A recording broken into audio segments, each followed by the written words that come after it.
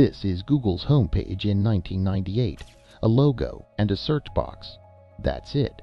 Most other homepages at the time looked nothing like this. Yahoo, Excite, Alta Vista, they're packed with news headlines, weather, horoscopes, dozens of links. Google just has the box. Type something in, hit enter, and it usually finds what you were actually looking for somewhere in the first few results. In 1998, that's not normal. Here's something most people don't know. In the actual paper that introduced Google, the founders wrote that advertising could push a search engine to give worse results, because that's what makes money. They wrote that in 1998, then spent the next 25 years building one of the biggest ad businesses in the world.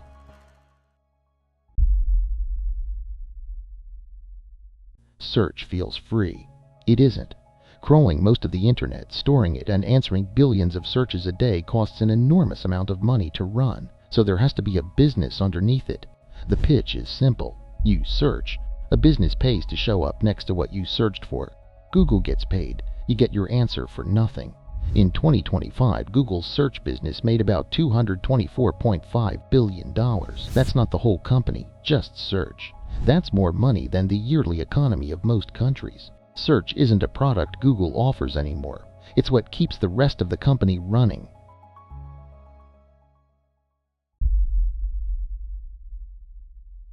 Try searching best VPNs right now. Before you hit an actual website, you'll scroll past a few sponsored links, maybe even 4 of them.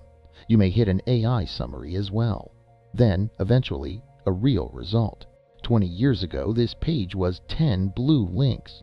Now every part of it is trying to keep you looking at the page a little longer.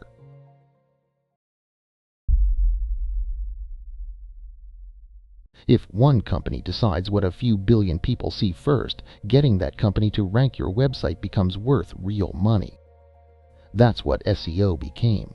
An entire industry built around figuring out what Google wants to see and changing websites to match it. And the problem is, Google keeps changing the rules. One ranking system rewards one thing, everyone figures it out, and Google changes it again. You've probably seen the result without realizing why. Search for a recipe, and instead of getting straight to the recipe, you get 4 paragraphs about someone's grandmother's kitchen in the 1980s. Because if longer pages rank better, people have a reason to make their pages longer, even when there's nothing useful to add. Google knows this happens. In 2024, it said one update reduced low-quality copy-paste content in search results by 45%. That's a huge improvement. But it also tells you how much of that content was getting through before.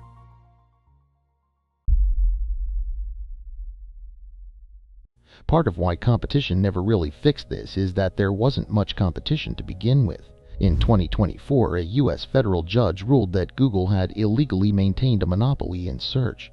A big part of that came from deals that made Google the default search engine on most phones and browsers before you ever touched a settings menu, and the numbers show just how dominant it became.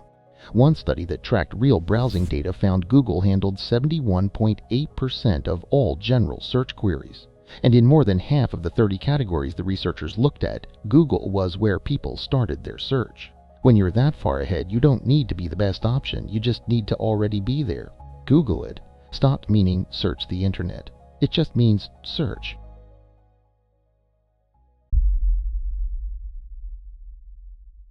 But people adapted. They didn't leave Google, they just started using it differently. Best Mechanical Keyboard became Best Mechanical Keyboard Reddit. Because somewhere in that Reddit thread there's an actual person talking about what they bought. They're not trying to sell you one. Millions of people do this every day. They add Reddit to the end of a search because they trust the people more than the results. And that says something pretty important. The problem isn't just finding information anymore. It's knowing whether you can trust what you find. That's what got us building something ourselves. If the internet has spent 25 years learning how to work around one search engine, what happens when you start with a clean slate? So we built our own search engine and started building the index from scratch. It's nowhere near Google's scale.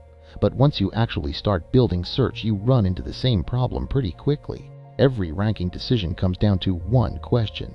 Is this actually useful? Or is it just good at getting clicks? Google has been making that decision for more than 25 years. We're making the same decisions on a much smaller scale and trying to get them right.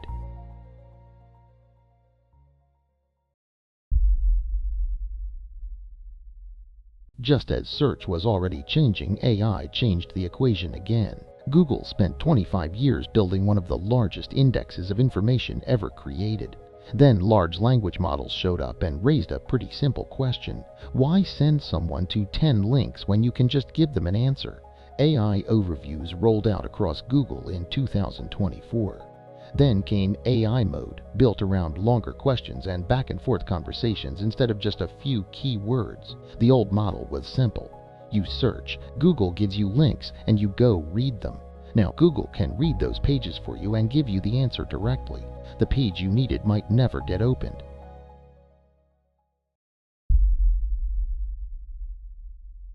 So what actually happened to Google? It got worse, is the easy answer. And it doesn't really hold up. The technology underneath search is more capable than it's ever been. The bigger change is what search has become. It's an ad platform, a shopping platform, maps, YouTube, a newsfeed, and now an AI that can just answer the question for you. All of those things have different goals, and they're all competing for space on the same page. 25 years ago, Google was built around a simple idea. The internet was too big for one person to navigate, so Google would help you find your way through it. Now there's almost the opposite problem. There's too much information, too much advertising, too much SEO, too much AI-generated content, and Google has more reason than ever to keep you on Google instead of sending you somewhere else. Maybe AI fixes some of this. Maybe search finally gets good enough to understand what you actually mean instead of making you figure out the right words to type. But there's a tension here that isn't going away. The best search engine sends you somewhere else. The most profitable one might not.